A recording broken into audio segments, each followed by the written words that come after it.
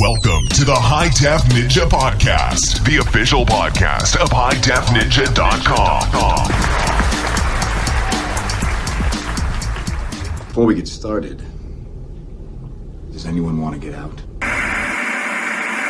All right, so today I have another very special guest for our avid listeners out there, the one and only Mr. A.P. Smith, 21. I spend a lot of time behind the scenes, so you might not see me, but I'm always there, like a ninja. He's there. He's watching everything you're doing. He's lurking in the shadows. Isn't that the scary part, though? It's like there's some guy in there controlling all the things, making things work for us, but we don't know what he really does. Well, it's kind of like the guy in the Matrix with all the keys. Oh. The key master? Are you the key master? Once you see that guy, you're like, he is this shit, but then you're like, I don't know, though. It sounds like you got yourself a new tag now. It's cool, always man. good. So, yeah, it's glad to get you on here, one of the co-founders. Well, thank you for having me. Absolutely. We are absent of Mr. Kenzilla today, but maybe we'll have a little time here at the end of the show for the one and only Frankie. Ooh. Yeah. So today, might as well go over some of the recent announcements here with High Def Ninja, and maybe a couple little technical updates while we got Mr. Andy here on the line. First and foremost, Mondocon, very fun time of the year. We got announced. We'll be going back for our third year in a row now. Big news there. I mean, just generally for us to go to Mondocon and to be among the vendors that are there, it's kind of just a big deal, in my estimation anyway, just because there's a lot of big names. You can look around, you're like, oh, I have that guy's print. Mm-hmm. You know, if not, you got a SteelBook. Yeah. Yeah. Well, especially you start getting into that situation too, where you're like, okay, should I go over and get my SteelBook signed?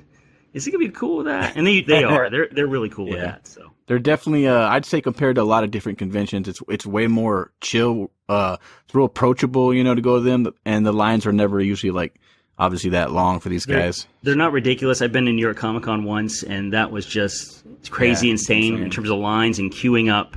I went to see the Venture Brothers, and it was just like, I can't believe, and it was the small line. Mm-hmm. We missed on the Dark Knight 3. It was kind of like, all right, we'll go see Venture.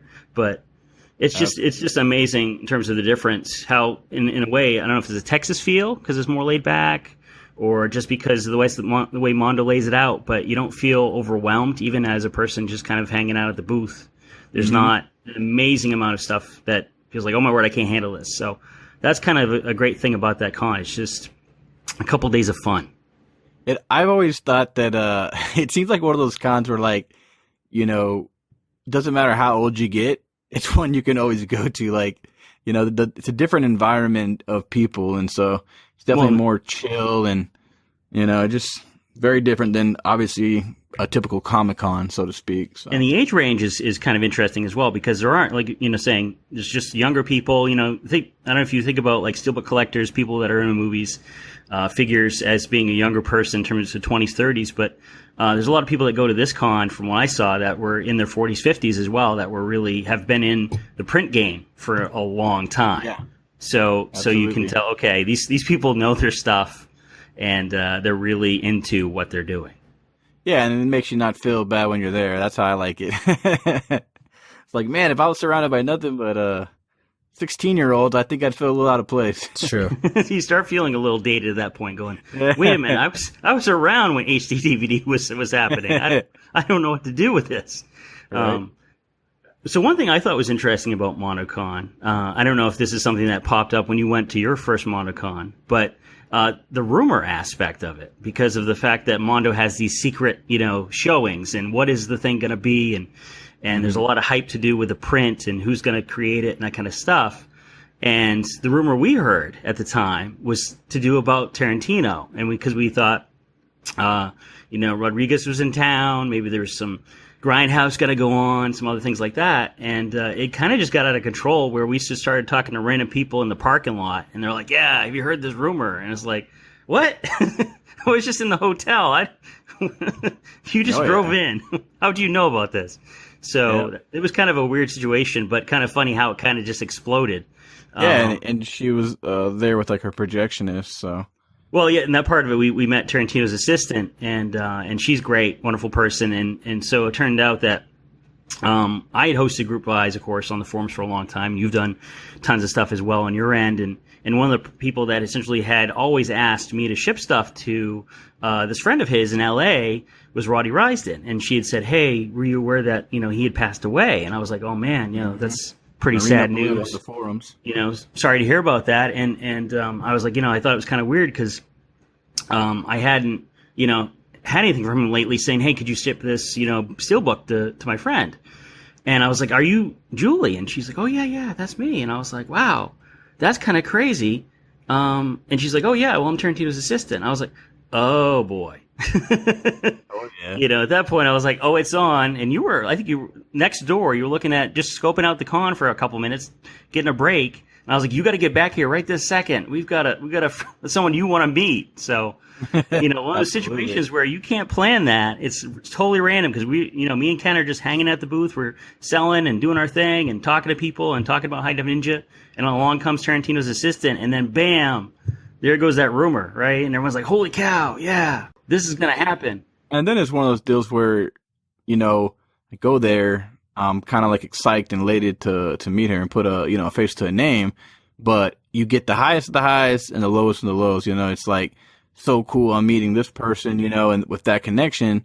But on the same side, on the very realistic side, is that finding out that Marina Blue, who been chatting with for maybe a couple 2.5 maybe years or so on the forums, and sending pictures in my email, of like some kind of like behind the scenes Hateful Eight pictures when Quentin was filming and stuff, and then you find out that the reason why he dropped off the face of the forums was because he passed away. So it was definitely the highest of highs and lowest of lows. So definitely a unique scenario, a situation. One of those stories where you just can't predict anything like that happening. So it's kind of crazy how that all played out. Absolutely. That's a dedicated thread to him, like we did. I'm losing Burragum Gary from Australia. Yep, Burragum, yeah. He passed away. He was really into like lenticular slip covers, so we just kind of named that thread after him. So yeah. Have to pick one out for old Marina Blue. I'm sure I need to start a little Quentin Tarantino chat. Dedicate that'd be that fun, to him. Wouldn't it? That'd be really appropriate. That's a great idea. Mm-hmm. And then, so speaking of rumors, since like to talk about rumors here sometimes, we kind of called it last year on the forums when we were thinking with the whole Turbo Kid screening, seeing that Lamedos was going to be in town, that night. And then I had seen recently, actually it's been a little while, but it still hasn't dropped yet, so that's why I'm wondering if the gears are churning. But Rodriguez, he had I think it was a Kickstarter. It was either Kickstarter or Indiegogo. I think it was Kickstarter, but one of the rewards that you got for this campaign was there was going to be a screening sometime in 2017, and you'd get a screen print poster in Austin, Texas. So, That's interesting. That's an interesting one. So, is it anything in relation? Or is it something completely separate? It could be both. Well, listen, and Rodriguez is kind of based out of Austin, right? Just generally, in terms of a lot of things that he does is around the Austin area. So it's not unusual for him to be in town. So, I think for us, if we're at Mondocon and it's like, oh my word, Rodriguez would be like, okay, hold on. Is he just here to clean his pool? Versus. If I'm not mistaken here, I think it was actually tied up with the Austin Film Society, which is where, a lot of stuff was held last year. Right. Since that's not where the convention is at this year, maybe that makes it a completely separate, situation. So it might just still be a rumor. But, the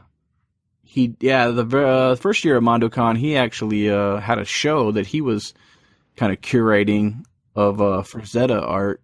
So that was going on in a different place. And I remember the first year at Mondocon, I was just attending as a fan, and I remember Rose and some other people were they were kind of bouncing around because they wanted to make sure they could go see that Frazetta showing. So that was pretty cool. So at Mondocon, we've got, I think, a lot of exciting things we're working on. Of course, we can't really talk about much of it yet. But a lot of, I think the point being, I think just generally, is that I think for people that are not aware, people that, maybe on the fringe, we're always doing things like this in terms of just working on the next project or, spitballing ideas, thinking about things that we can investigate in terms of, what can we bring that would be new and exciting and different, to the forums or to, Mondocon or anything in general, just that would be something interesting. And so one thing that we have announced is that we've got a challenge coin coming, which is something that we're going to give away free, 50 of them. They're going to be like a bare metal, like the first one we did. If you had that brass one, this one's going to be more like that, and it's going to be I think antique nickel. So it's going to be a different finish than we have before, but I think something a little interesting. And then of course we're going to have one that's the same coin, but it's going to be colored like the one we did, the second or third one. So there's a lot of stuff that is just kind of little fun things that we work on, and then some bigger stuff which we can't really talk about. So I know I'm teasing right now, but just generally, these are things that we try to do for Mondocon, or we try to plan for some other event if it's a Halloween fest, as we've done before. So it's funny because sometimes you might not hear anything from us for a while and be like, what are the guys doing? Is anything happening? Like, well, yeah, there is, but we just can't, we can't get to it yet. I feel almost like I want to talk a little bit about, Night of the Living Dead, given the news from George Romero. Yeah. I don't know if you want to get into that at all, if you want to play with that a little bit, or if you want to, leave it alone. Yet. It's a fun one, I think, and I think it's it depends on which one, the first one or the second one. The first one. The first one because we talked about generally. Did we talk about it on the forums? I feel like we did, but so much gets talked about. Yeah, you can talk about that first one. Go ahead. Well, okay, Night of the Living Dead. So it's one of those projects where we're like, here's a challenging situation that in terms of there's a movie out there that essentially is public, right? So public domain. If you know what public domain means, that means something happened along the way for the movie. The rights expired, and it's now kind of a free for all. So if you essentially use that movie, you can do it free of charge because no one really owns it. And the thing with Night of the Living Dead was that there was a snafu in the credits, and it kind of happened from there. So because of that snafu, it went into the public domain. So that's why George Romero, of course, didn't get any funds from it, and really didn't, given the amount of work, that how prolific he was, the amount of work that he did, it started with this, but it didn't really ever pay off for him. So it was something that we thought about doing in terms of a community project, and something that is interesting because you can have community involvement like we do on the forums every day, whether it be people that are talking about, hey, what about the SteelBook or the slipcover? And of course, we have people like Noodles who mock things up just for fun and saying, hey, here's this design I came up with that I really like. So there's all kinds of things that go on with that all the time. And we thought about, hey, why don't we take some people and kind of maybe start a project with that? So have them kind of contribute and put in some effort and talk about, here's my take on this movie that's impacted me, and then how has it impacted me, and talk about that. So it's something that really didn't ever get off the ground for a lot of other details that I won't bore you with, but it was something that took, I think, just generally for me to research and for Rec and Digital Babe to look at and talk about. It was months in the making just for this little thing, and it took on such a bigger scope, I think, than we could have ever thought about, where it came down to even mastering a movie, right? And talk about audio and everything else. So, those kinds of things. I mean, you look at Plain Archive and like, okay, they're going to do, let's say 5-10 movies a year, but they're actually going soup to nuts, right? They're doing everything. So they're not just taking, well, I've got the disc from Disney. Let's go and put that in a SteelBook. They're going remastering the whole thing in a lot of cases. They're doing a whole new audio track. They definitely put a lot of love into their editions. So you really gain an appreciation when you start just looking at tiny projects, something like that you want to build from a community standpoint and have people contribute to and look at. When something like this with 2 people for Plain Archive, I think, something like that. So you're like, wow, man, they must be working crazy hours just to get this stuff out. Mm-hmm. But then, on the forums, you're like, where's my Sicario? I haven't seen it yet. So it's always the next thing. Yeah, and George Romero has a lot of stuff coming out now, and I mean, even if there was some headaches along the way for him with Night of the Living Dead, it still gave him definitely a start into everything else he was able to do. So definitely an illustrious career, that's for sure. Well, it certainly raises some interesting questions because now, if you're at a situation where you're like, okay, I want to get a project done and I want to, you can't talk to George Romero anymore. So, if you need his approval or something, for some reason you needed him to look at something, you would have to talk to his estate. I can only imagine the amount of red tape that would be, right? And there's actually some new kind of revelations is that Janus Films has a 4K restoration of it, and of Night of the Living Dead now, yes, and that they're starting to actually plan screenings, if I'm not mistaken here, and so this is a brand new transfer based on the negatives.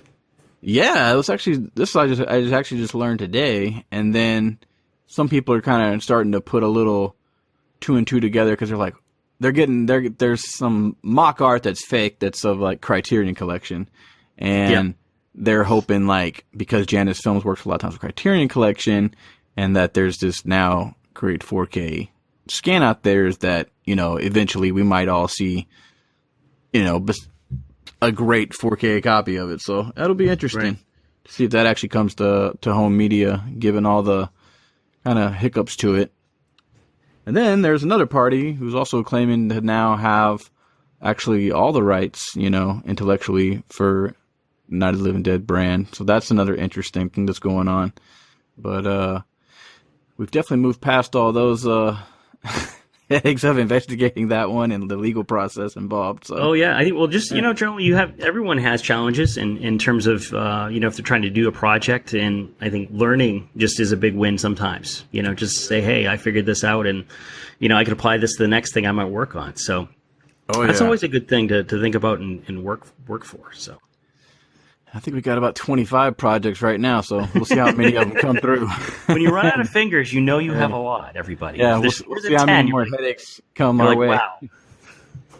But bringing it all the way back to Mondocon, given the other announcements that are going to be there, because there's many of my favorite artists, your favorite artists, many of your artists' favorite artists, who are you most excited to see going back now this year?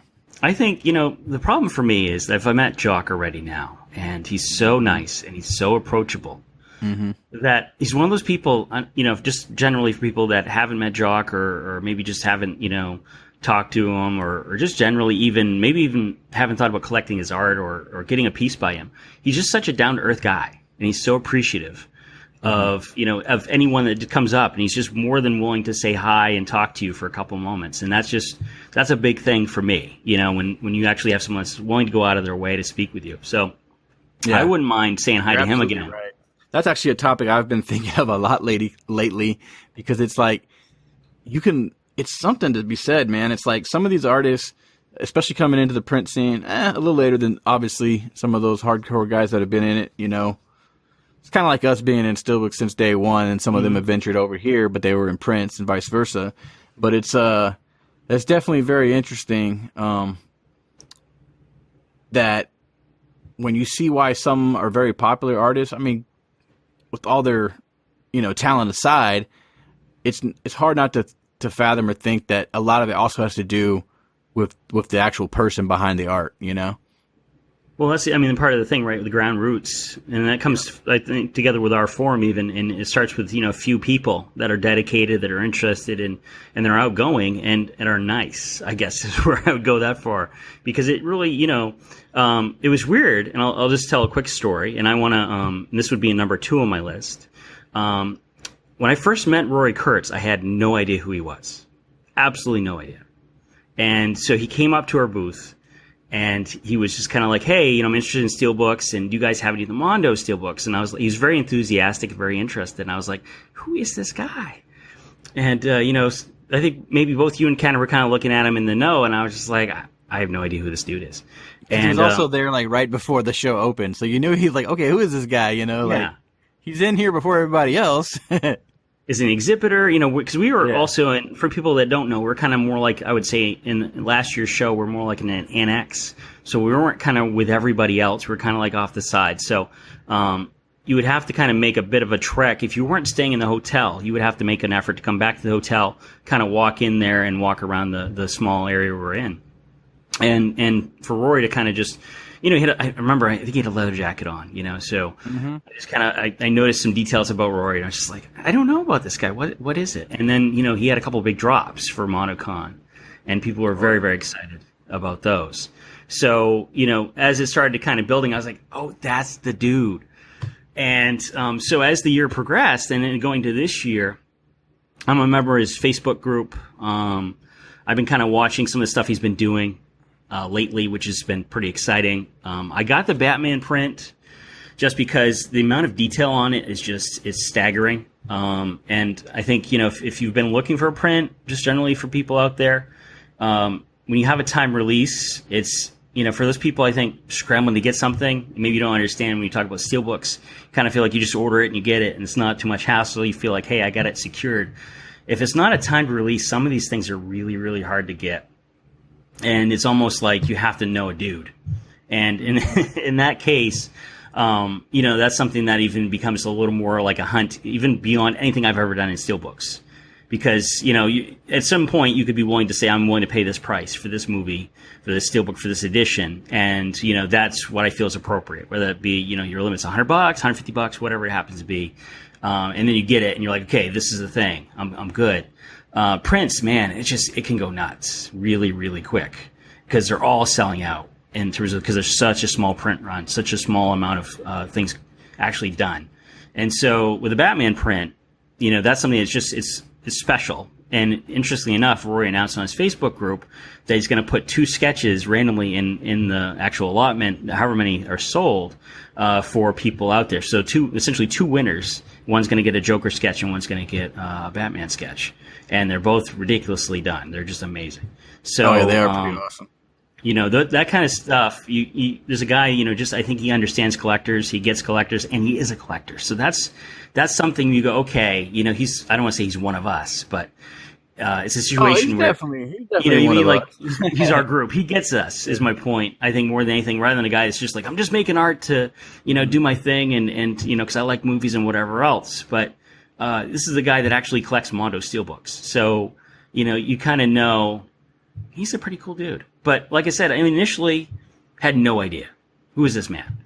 So I was just glad that when he said who his name was, at the time he had only done like one print with Mondo, which was a San Diego Comic-Con drop earlier that year of Captain America, and I was just glad that I knew who he was, what he had done, and then obviously it was pretty cool that in my opinion, I felt like that was the strongest piece they had, obviously. For that last year at San Diego Comic-Con. So I was, and then The Graduate happened, and people just, I think I've heard you say this before too. It's one of those things where you look at a print initially and you're kind of like, I kind of like that. And then, but as time goes on, you're like, I really like that. And it really kind of just sets in, and it's something like, maybe I do need to get this. And The Graduate for me initially, I was like, this is pretty great. But, I was like, I don't know. I can't buy in. And now I'm looking at it, I'm just like, man, it's such a great piece. Yeah. So, and it's actually funny because I didn't get it, and I've actually never even made it completely through The Graduate yet. I started watching it, and I got real busy, and I had to switch off. But so I really like, the obviously the no connection to the movie at the time, and I was like, whatever. And then that's the biggest problem I have is I don't appreciate something as much, and then you start seeing it a little more, and then you're like, damn, that piece is good. And literally just from an art perspective, that thing is amazing. And then obviously if you like the film, it's just like twice as nice. So I missed out on that one. I could have had it easily. I think I actually helped someone out actually obtain one. So yeah. Yeah, I thought The Clockwork Orange was an interesting piece. I think it was funny because that one was. Do you remember? And that's a hot item now. It is a hot item. I don't know if you remember or not. Roy Kurtz is now. They are. It's kind of ridiculous. Yeah. We were at Mondocon. We were in the elevator. I think it was you and me.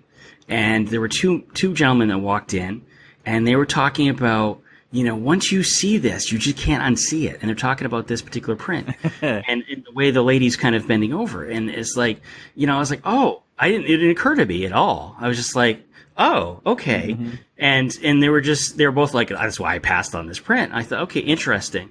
People see different things. I wonder if you, though, talk to those guys today. If you went up to them today and said, hey, and they'd be like, oh, crap, I missed out. I should have got this print. It's just, because it's so funny. The people that are, they're in prints. Well, I think they actually, because I think they attended the screening, and then I think they got it. They got them, and they were just I think they were moving them. Yeah, I'm going to sell this. Yeah.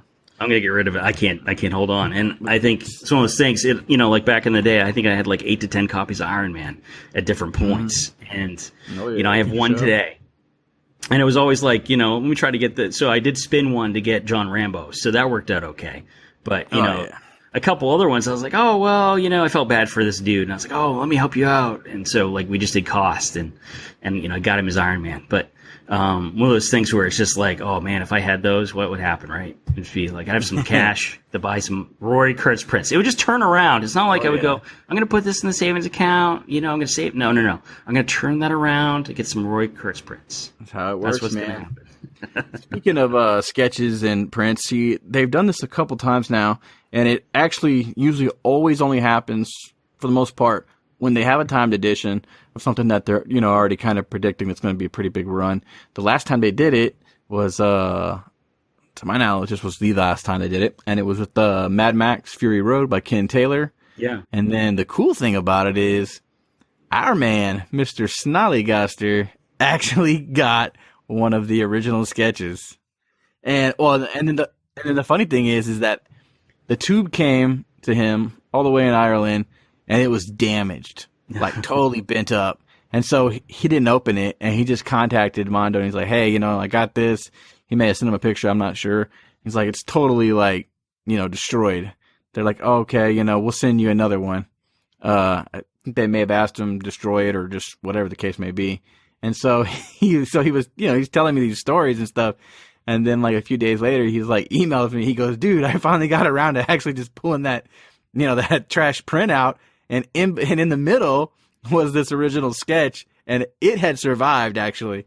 So it was like, wow, all the things, the luck of the Irish, eh? Yeah, yeah. So that was a really cool story. It turns really bad into really good because you're like, okay, finally. Bam. And at this time, Snolly's getting a ton of PMs in his inbox. You're like, amazing. I'm like, yeah, if you ever want to get rid of that, you know who to call. We'll move that real quick for you. So, while I got Mr. Andy here, I think it's time, man. A little shake and bake. What that means, right? A little SteelBook shakedown. Oh no, it is time for shakedown. I can't believe SteelBook shakedown. So, for the uninitiated, SteelBook shakedown. A little segment here. We go to hidefninja.com, head on over to the community forums, check out the SteelBook section, and we talk about top 7, top 10 SteelBooks that have just happened to be there right then and there. No bias. We just talk about whatever's there. And number 1 on the list is, wow, I missed this one, posted this morning, Evil Dead Trilogy Blu-ray SteelBook from Germany. Yeah, it's one of those things. 45 euros. With the Germans, they do a lot of the trilogies. I respect it. But usually what happens is this is more like the second or third time they do a SteelBook, right? So you're kind of like, okay, no one else has done one. Let me grab it. Let me go get a copy. And then the next thing you know, they've got a trilogy SteelBook. You're like, but I like the other one. So, I mean, if you're not a completist, I don't know. They do crank out a lot of SteelBooks in Germany. I mean, that's admirable in my opinion. I think they do a great job. But I think the only thing that saves my wallet from all the German steels, and obviously I own a ton of them, but is the fact that obviously a lot of times they're not going to have the English, title on the front. Mm-hmm. And hey, I understand exactly why. I share those sentiments for the people who are like, hey, we don't need to change this for you guys. I totally get that, respect that. But on the same hand, it's not attractive to me, so therefore it saves my wallet. So I don't have to own it. But when the title is correct, a lot of times I'm after it if it's a good title. If it's a really good art or whatever, then even if the title is in their German language, Dutch language, then I might still want it. Star Trek Beyond. Well, Star Trek Beyond, man, another film. I would say Film Arena Czech Republic. Yep. So, yep. You're going to get a slipcover with this. You're going to get some other fun stuff, cards, maybe a number card. So, although Star Trek Beyond is WWA work. So, what are you bringing, guys? But I will say this is damn good artwork for the Steelbook. But you're right in the sense that if you're in the USA, maybe you already bought it from Best Buy. So, yeah. Yeah, I did like that artwork for Beyond. It actually fits really well with the first original design for Star Trek. Yeah, it does. That part of it really goes well. But it's kind of like, played out, but it's Paramount. So they're going to do kind of the same thing, usually most of the time. Mm-hmm. Next on the list, you have Game of Thrones, the 7th season, Blu-ray Steelbook. That is correct. Those have been pretty cool. Most all those, they came with those magnets, and the spines have been lining up. 7th season, looks like you just got some potentially artwork that might change, so not a whole lot to talk about that one yet. Well, I would say I have a interesting side piece to that, which is Mondo wanted to take on the Game of Thrones property. Mm-hmm. And they had gone very far. I think it was Martin Anson. Is that right? They'd done I believe he was one of them. Yeah. They'd done essentially a bunch of series of the Steelbooks and went to proof and actually almost got all the way through approval, I believe. So this was maybe at concept art. Done. Concept art. And so it was one of those things. Mondo had a panel about things that we did but never came to fruition. And I think it was Weiss and Benioff that kind of just said, nope, we're going to do it this way, and just kiboshed the whole thing. So if you looked at the art, I was like, man, I would have bought so many of those. Yeah, what could have been. And I passed on the whole series. So my wife is a big fan as well, and she got we got the Best Buy slipcovers. But even they killed that because I think like after season 3 or 4, it started repeating. So it's like, well, guys, you have a lot more you could do here. You don't have to go back to Lannister again.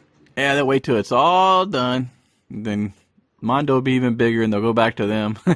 Who knows? And pay more at that point. I'd be like, yes, guys, get your money. You deserve it. Kong, Skull Island, Best Buy exclusive 4K and 3D. So it's funny. I had a lot of people, not a lot of people, but I'd say like 5 to 10 people ask me about doing a group buy. And I said, well, I don't understand. It's the worldwide art. It's the same art everywhere. And they said, well, yeah, but I'd like to have the 4K and the 3D in one package. I was like, okay, fair enough.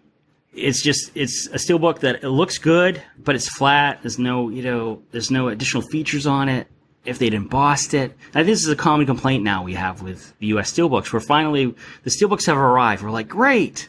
We have Steelbooks. We can go to a store. We can buy some. This is great. And then we step back. We're like, but wait, they're not like the premium edition out of the UK or whatever, right? So I think for a lot of us, that's kind of like, just throw something on there, guys. Deboss it. Yeah, that'd be nice. That or just some gloss, some spot gloss. But we're definitely getting gloss now. A heck of a lot more. So that's great. That's kind of like actually made its way it's almost become damn near normal now for they're all to be gloss. So that's been Which good. is weird because how long was matte normal, right? I mean, get a matte steel. Yeah. Nonstop, yeah. Kong, Skull Island, Canada. It's probably the exact same. It is the same. And for a while. Yeah, thumbnail's different, but yeah. For a while, they were like, I don't know if we're going to get this. And because Canada's been getting a lot less lately, just generally, they're not taking as much on. I think probably because they're not selling as much, just there's not the audience. But, same Steelbook. Yep. Yeah, they definitely don't because they're just definitely a smaller market. So they're a little more picky what they get. They just got to, take that jump, a leap of faith, start bringing some premium editions. Bring Mondo back. Slap some flip boxes on them. That would kill it. Doctor Strange, Blue Fans, China. I'm going to be honest. I did not know about this at all until today. I had no idea this existed. And I think, part of it is you'll have a couple things you noted. Like, we'll talk about the next one in a minute. That's something I've been paying attention to. But this one, I had no idea. And it has 911 replies, over 42,000 views. So giving you an idea, like a good thread, what was that? Maybe 20, 30,000 views typically? That's a nice thread. This has got 42,000. So people have been in it and they've been worked up. It's been a lot of fun, I think. After reading a little bit this afternoon, I'm kind of like, okay, Now I get why we like this edition. Oh, yeah. We won't get into the thick of it too much, but world exclusive art, it's definitely different than all the rest. So that's obviously given its popularity. And then there's one thing that people are really into, right? You were mentioning this earlier today. Yeah, it's like a collector card, like a transparent, God, I don't want to say acrylic, but anyway. It could be some kind of plastic. It's sharp. It's something different. And hey, we're all for people taking the initiative and trying out new stuff. So we love new design. I mean, that's part of the excitement. I think when you collect something, you're like, wow, they've never done that before. Like Mantelap, they did that leather, case. I was like, this is pretty sweet. The Revenant, yeah. That was pretty great. So the next one, they almost got me to buy 3 Walter Mitty SteelBooks just to get that leather case, but I was pretty strong on a withhold, and now I keep seeing the pictures, and it's drawing me in, man. At least back in for just the SteelBook. I don't know about the actual one click, You thought you were out. Yeah, unless somebody wants to sell just their box, holla at me. Star Wars The Force Awakens, 2D, 3D, Blu-ray SteelBook. I've been watching this one pretty close. Did you end up getting popping one? Did you end up getting one of these? I don't know what all I've got on that. This one is this the OAB or is this? This is actually the WEA. Yeah, this is the exclusive with the WEA. And then the big thing for me, I'm a big BB-8 fan, so I was like, oh hey, there's the BB-8 slip.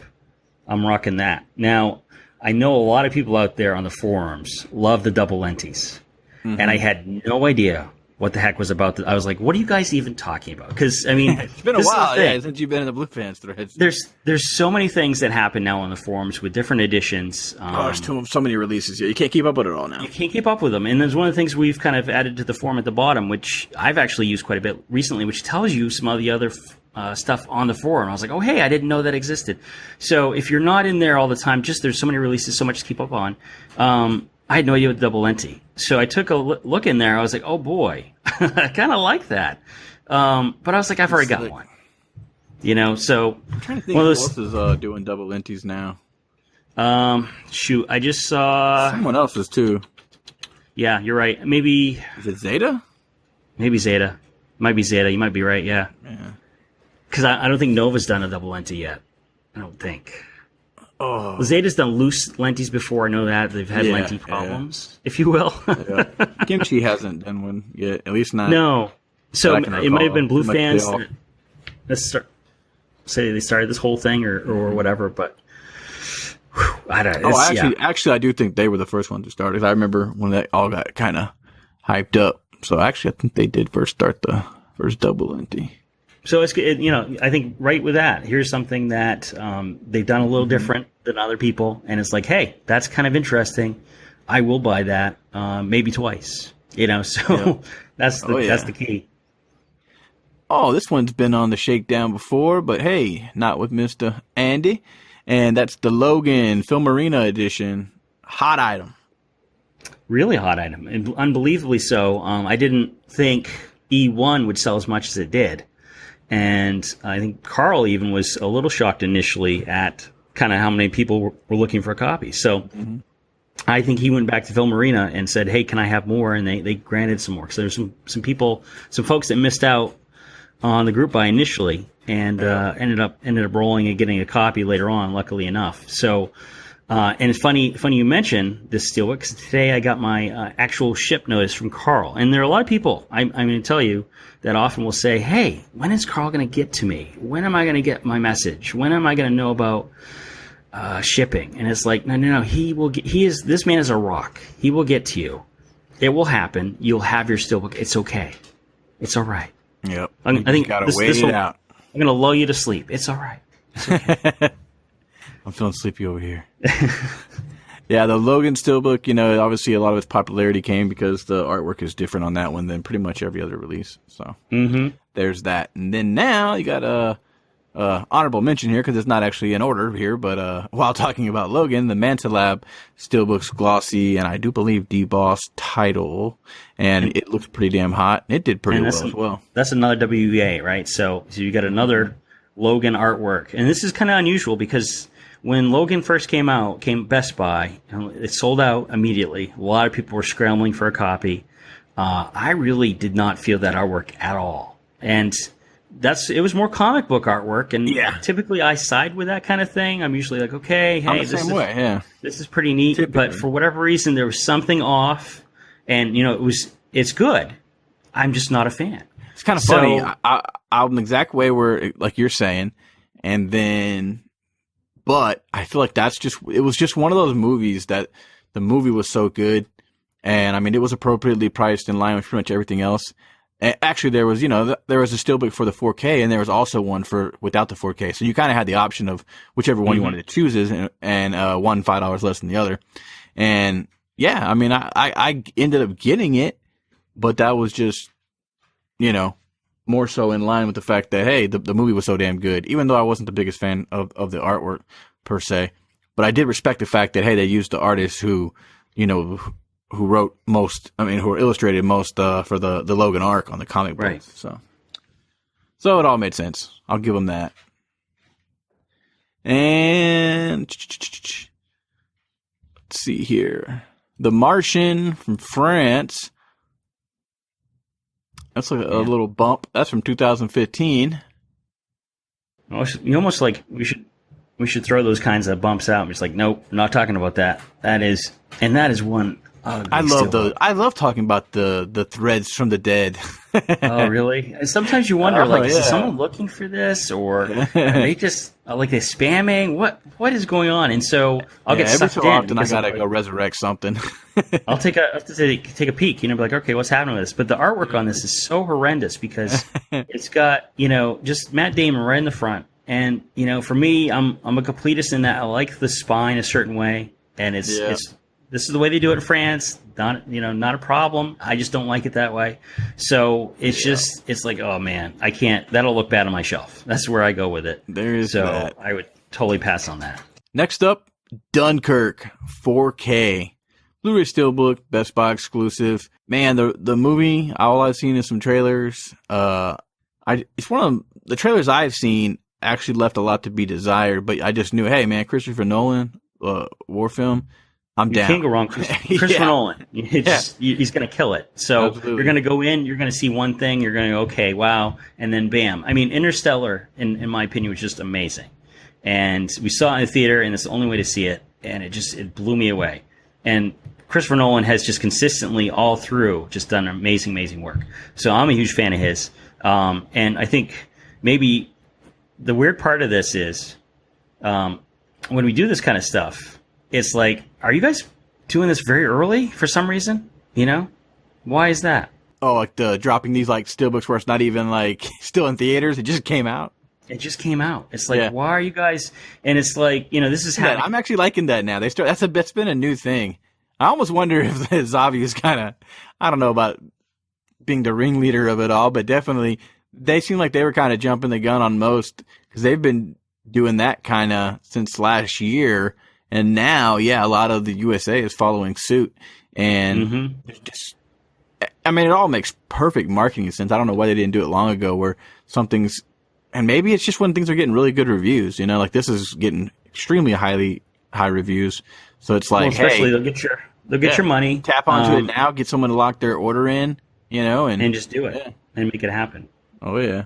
And you know what? It kind of actually gives them a little bit of time to actually judge how many of these should it really make, because if this release, the actual release dates are still is to be announced, but if this release was, say, 6 months out, 4 months out, I don't think it'd be 6 months out. God, it shouldn't be unless no one makes it that way. Someone asked me today, they said, can you help me get a copy? I said, I think it might be November, December before you see this SteelBook drop. So, you're talking about essentially it's coming out end of July.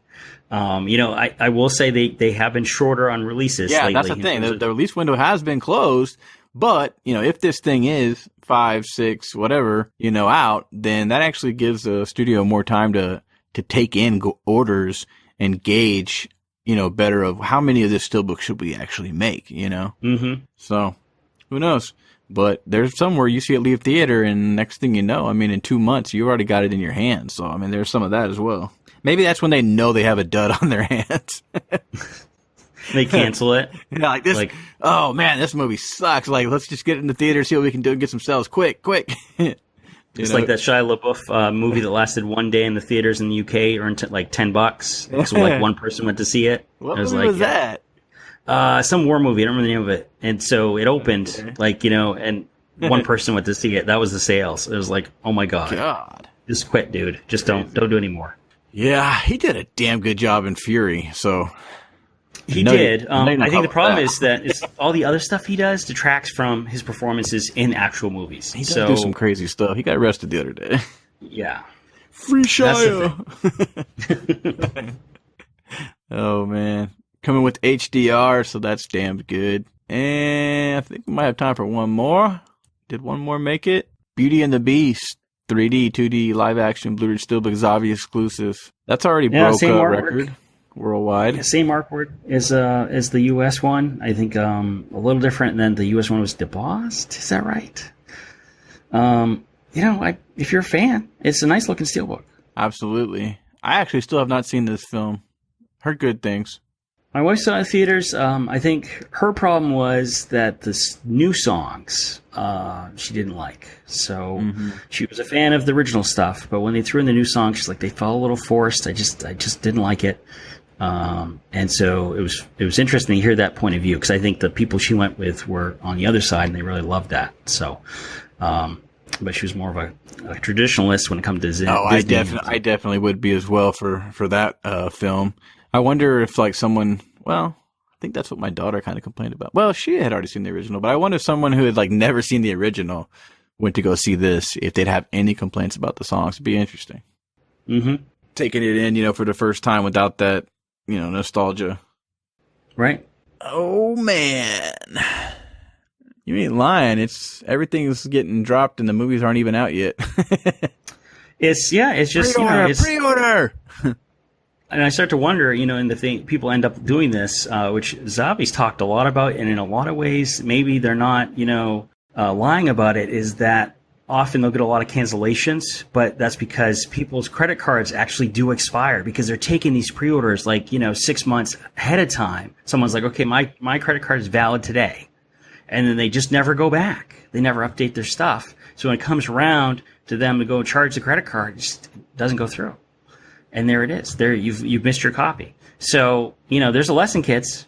If you're in one of these pre-orders, I gotta have this. I gotta get it. I'm gonna lock this in right now. Make sure your credit card does not expire for the next year. Just make sure that happens. Can you even update your card in there anymore? I know in the past you could not. Because I remember there was an order I had. I was pissed because my card had expired.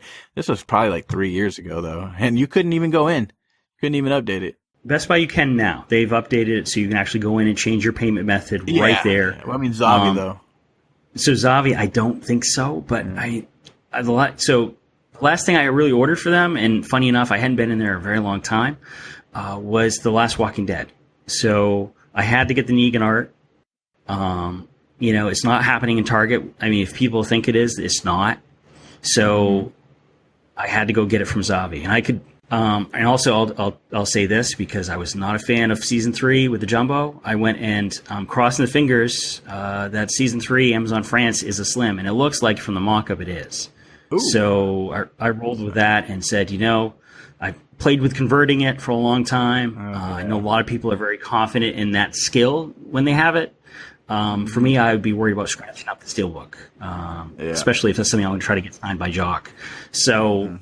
It's one of those things where I was like, all right, I'm just going to order from Amazon France, legit release, because they're doing a whole wave there. And you might be able to get it cheaper if you were kind of one of those people that missed out on the last couple and you're like, hey, yeah, season 6 is pretty high in terms of what Zavi's charging for that. I think season 4 I saw was on sale with the one with Daryl on it.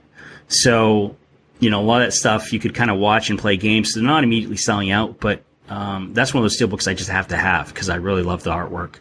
And so that was the last order I made from Zavi, was just recently. And before that was probably a good 6 months to 8 months. Wow. This is the last one I actually had ordered anything from them. Yeah, I definitely haven't ordered as much from them as some past years, but I have still frequently ordered from them. I usually get my praise for Zavi comes from the movies that no one else would ever do. They're just not doing them, you know, and I'm just like, thank God for Zavi in that sense. Like Three Amigos. Oh man, I freaking loved Three Amigos growing up. So it's like, oh, they did a SteelBook. Sweet. I went ahead and just ordered it day one. Like, yeah, it's probably going to drop in price because the sales won't be as strong in the long run, but I wanted to support that. So I said, you know what? Okay. Tombstone, same deal. Been wanting a Tombstone forever. Product buyer told me, you know, in some, emails, hey, I got one coming for you, bud. You know, bear with me. You'll see it in probably about 8 months. Tombstone. I was like, sweet. So had my way with them a little bit on some titles. That Blue Fans Doctor Strange, you know, the card is actually transparent magical collector card, orange.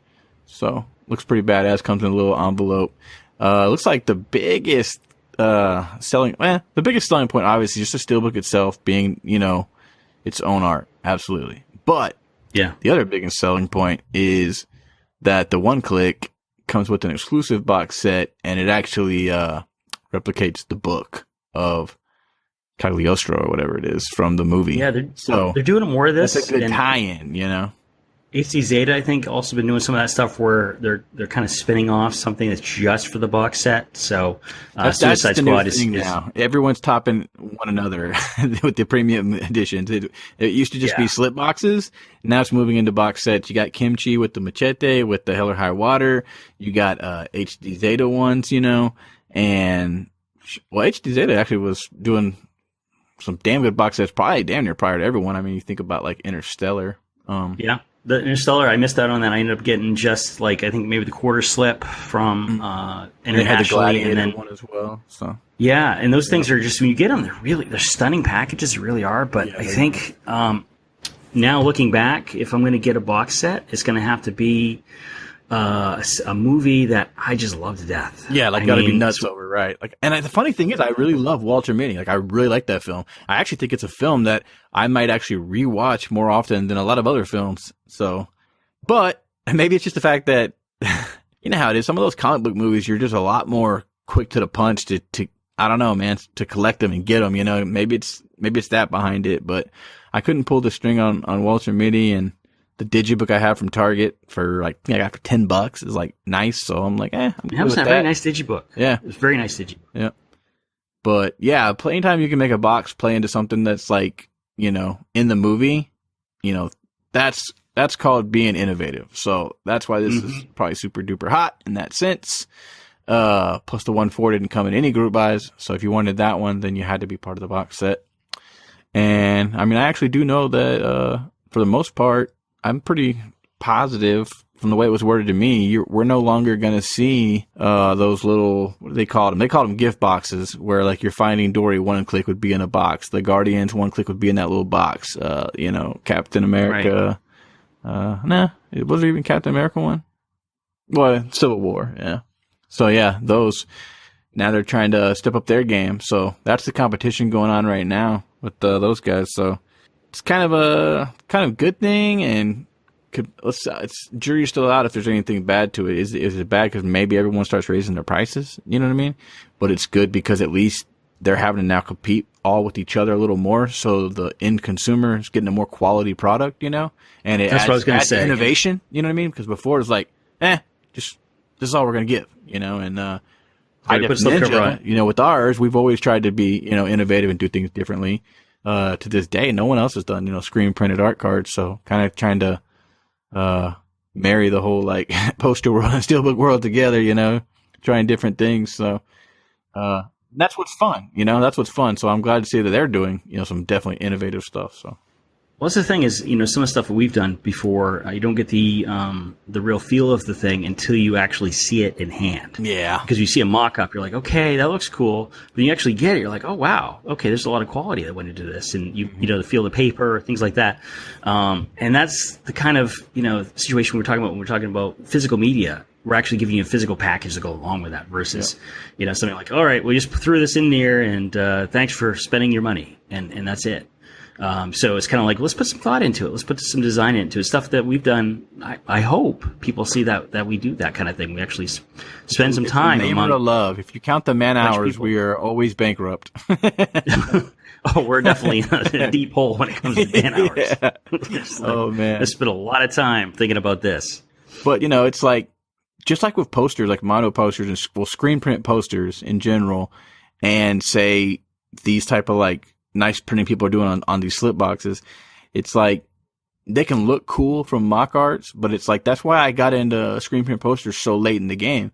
Was you just see a poster, a JPEG or whatever, and you're like, yeah, that's good art, whatever. But when you finally get one in hand and you see how well it's printed and metallic inks and things like that, you're like, holy crap, this thing is nice, and it adds to the allure of it. And I think the same way with art collectors, and steelbook collectors with all these different slip boxes and such. It's like, we were talking about it on one of the episodes where it's like, okay, kimchi, they'll have, theirs usually is just 2 steels. It's, sometimes those are 3, but usually most editions are 2.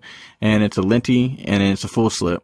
And, they're hit and miss, and sometimes both are amazing. Sometimes the linty and the full slip are both amazing. Other times the linty is amazing and the full slip sucks, or the full slip's amazing and the linty sucks, And that just goes to show that until you have these things in your hand, sometimes it's really hard to really judge, which can obviously make it hard when you're putting so much money into all these collections.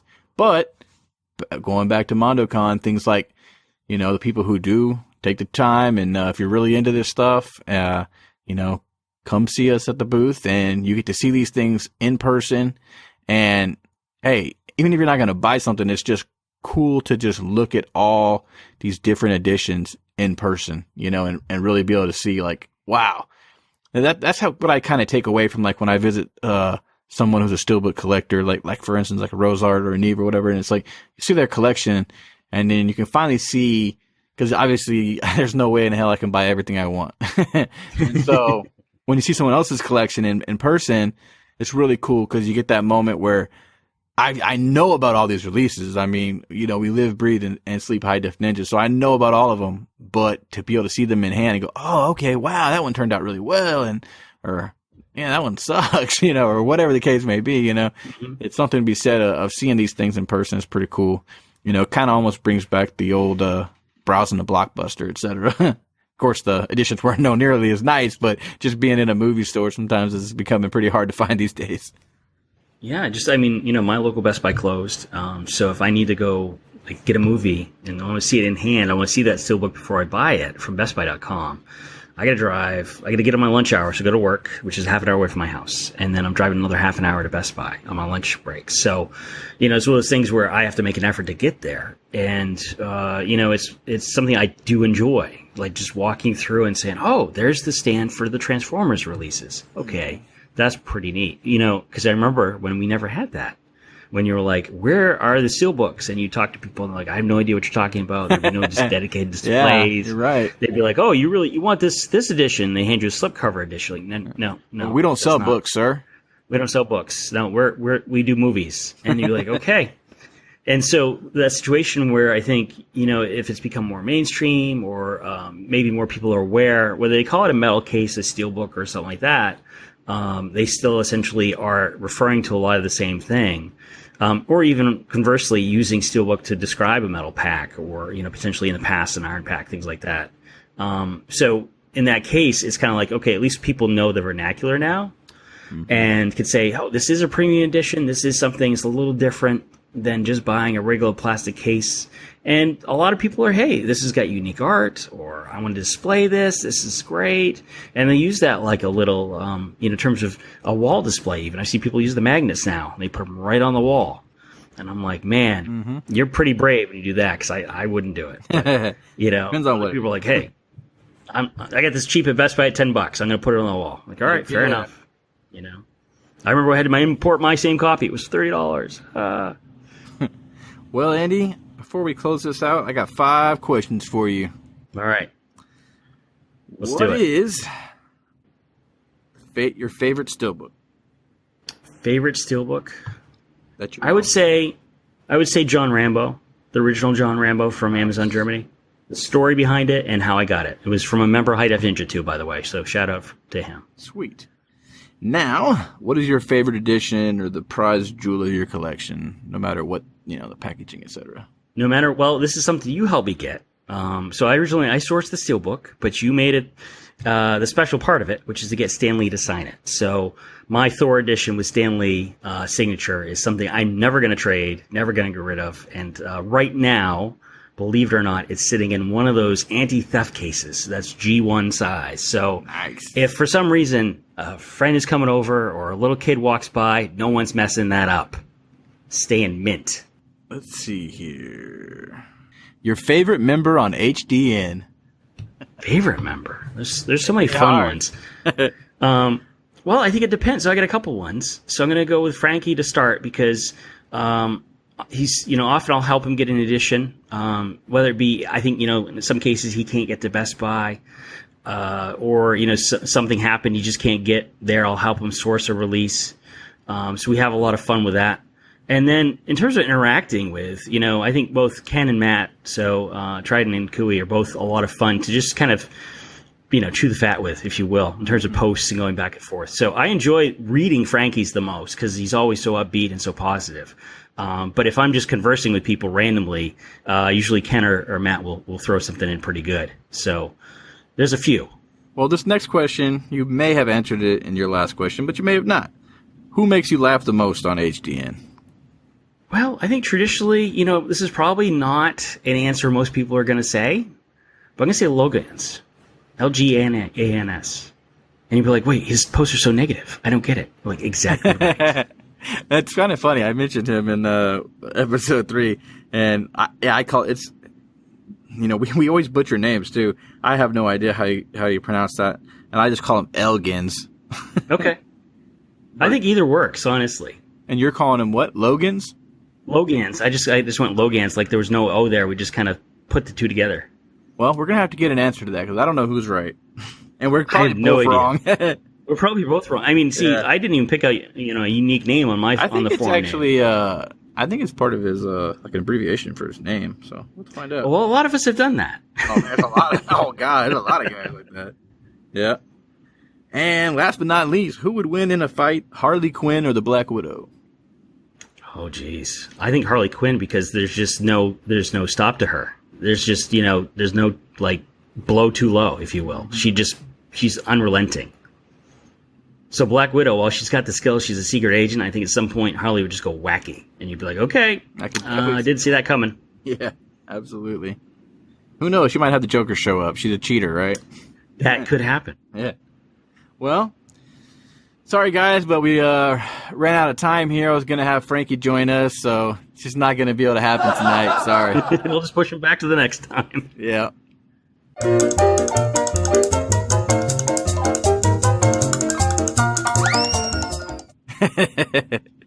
I figure I'd pull a Matt Damon on him. Like old Jimmy Kimmel. Cool, man. All right, well, thank you for having me. Yeah, I'm going to chop that whole end part off except for the funny part about Frankie. Yeah.